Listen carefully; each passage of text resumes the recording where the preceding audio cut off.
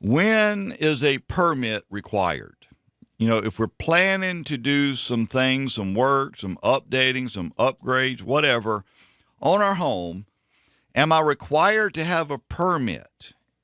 So let's talk about that a little, because I'm going to tell you, that's a big question right there. And I feel like, and I'm pretty sure, and I feel safe saying this, I think most of the time, especially when we're doing stuff ourselves, but a lot of times, even when you hire a contractor to come in and do things for you, we neglect to get a permit for whatever it is we're trying to do. I got to tell you, a permit is very important. In fact, I would tell you it's better to be safe than sorry. If there's any question on whether you should have a permit to do something or a certain thing, I would say call the housing the building department in your community there, and just ask them. Say, hey, look, I'm looking at doing such and such. Is it required to have a permit in order to do it? Again, I'm telling you, you're better safe than sorry for sure. But anyway, here's some things I was able to find out if this would be helpful. Here's some things we know requires a permit. And it says if you're making any addition or structural modification to any existing living space, that's going to require a permit. If you're doing any electrical modifications or plumbing work, if you're in fact, get this. I didn't realize this myself until they gave it to me. But if you go to replace your hot water heater, that requires a permit. Now, I did not realize that, to be honest with you. But just to replace a hot water heater, because one went out, got to put a new one in, you got to have a permit for that.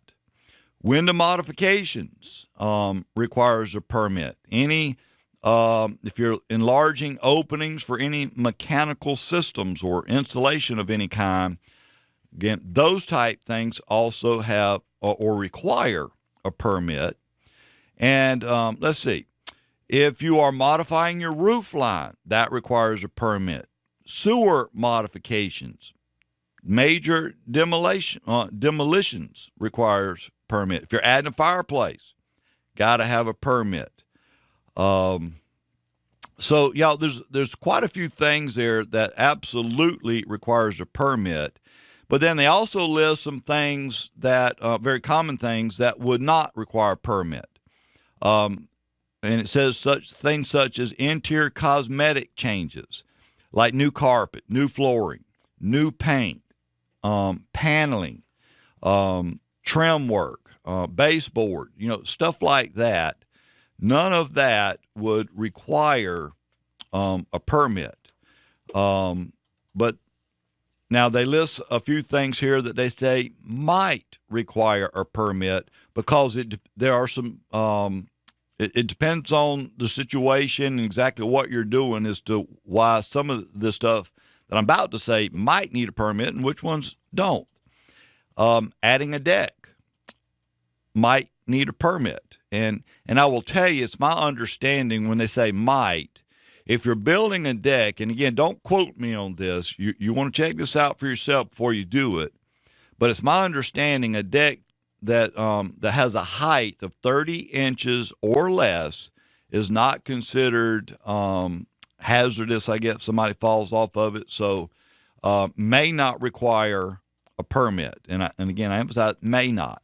But if it's more than 30 inches, I can tell you it's going to require a permit.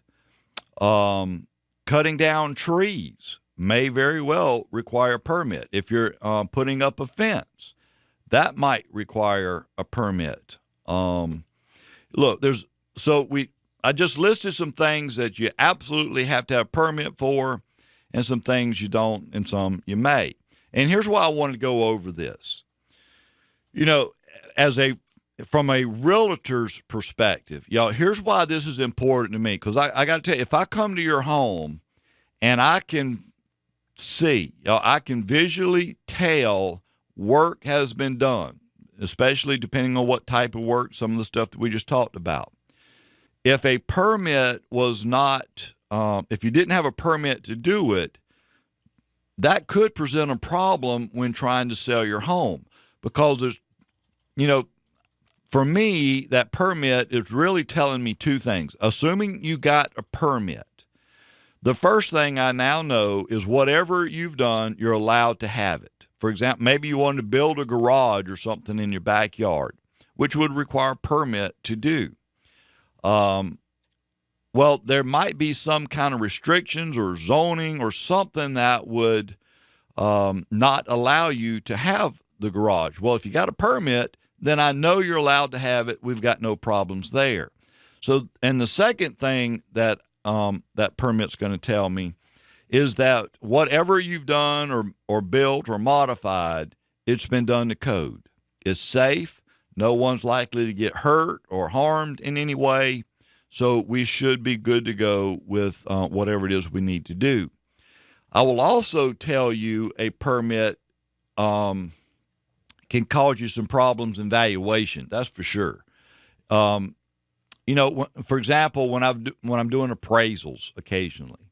In fact, I'll just give you a real world example. I was actually appraising a house, and in the backyard they built. It was a garage. Now, it was a fairly big garage. It was a two car but detached garage. And when I was talking to the owner about it, I asked them if they had a permit for it, and they did. The permit was for a two-car detached garage, so no problem there. Where the problem came in is when I walked inside the garage. The owner had actually, it was finished. He had actually turned it into a living area. He had installed a full bathroom. There was a full kitchen in there. All the walls had drywall painted. The ceiling was done.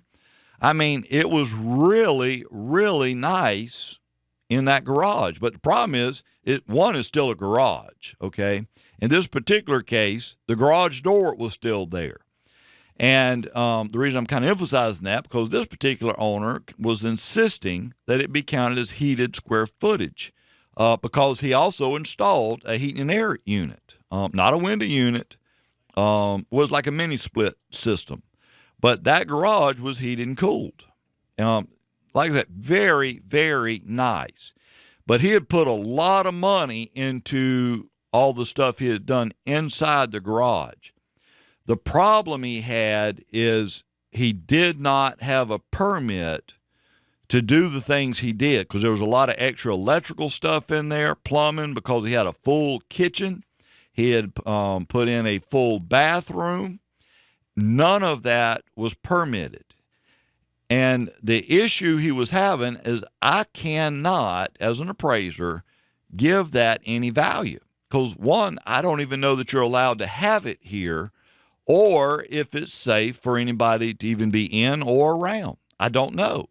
So without a permit, I can't give it value. And I told him, I said, all I can do is give you value for a two-car garage, which is what you were permitted to have.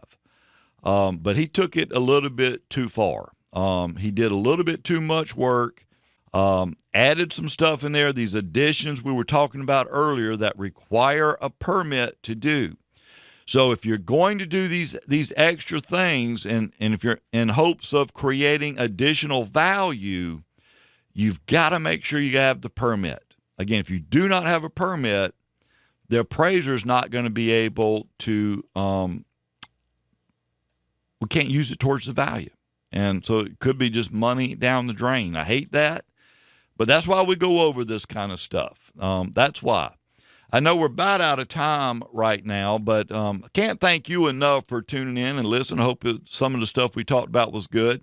If we can help you buy or sell a house, please give us a call. You can find all our contact information on our website. Just go to frankiegriffin.com, www.frankiegriffin.com. And if you want to search the MLS, you can actually do that from our website. Just check it out, frankiegriffin.com, You've been listening to Success in Real Estate. Hope you have a great weekend.